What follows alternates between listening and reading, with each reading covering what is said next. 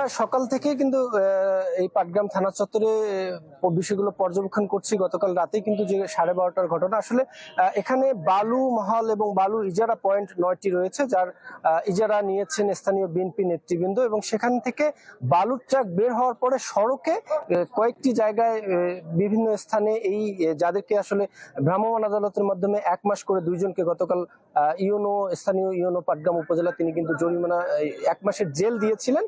এবং তাদের বিরুদ্ধে অভিযোগ, তারা বেশ কিছুদিন ধরে সড়কে ব্যারিকেড দিয়ে বিভিন্ন ট্রাকে 500, 1000 থেকে শুরু করে বিভিন্ন চাঁদা তারা নিচ্ছিলেন। বারংবার থানা থেকে নিষেধ করা সত্ত্বেও যখন মানেনি, তখন কিন্তু তাদেরকে গতকাল সন্ধ্যার দিকে তাদেরকে ভ্রাম্যমাণ আদালত পরিচালনা করা হয়। তারপরে কিন্তু গোলযোগ বাদে সেই 2 জনকে থানা চত্বরে নিয়ে আসা হলে, এখানে রাখা হলে স্থানীয় বিএনপি নেতৃবৃন্দ এবং ইজারাদারের লোকজন এখানে জড়ো হয় ধীরে ধীরে, এবং এক পর্যায়ে এখানে পুলিশের কাছে তারা জানতে চায়।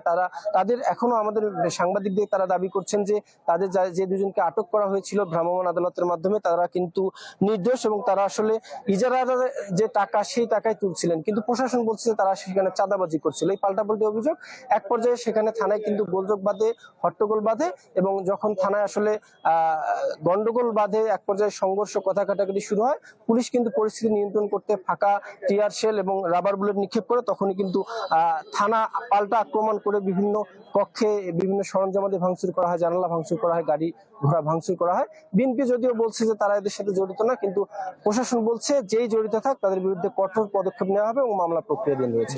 বকুল, ধন্যবাদ আপনাকে। মাহফুজ বকুল জানাচ্ছিলেন পাটগ্রাম থানা প্রাঙ্গণ থেকে।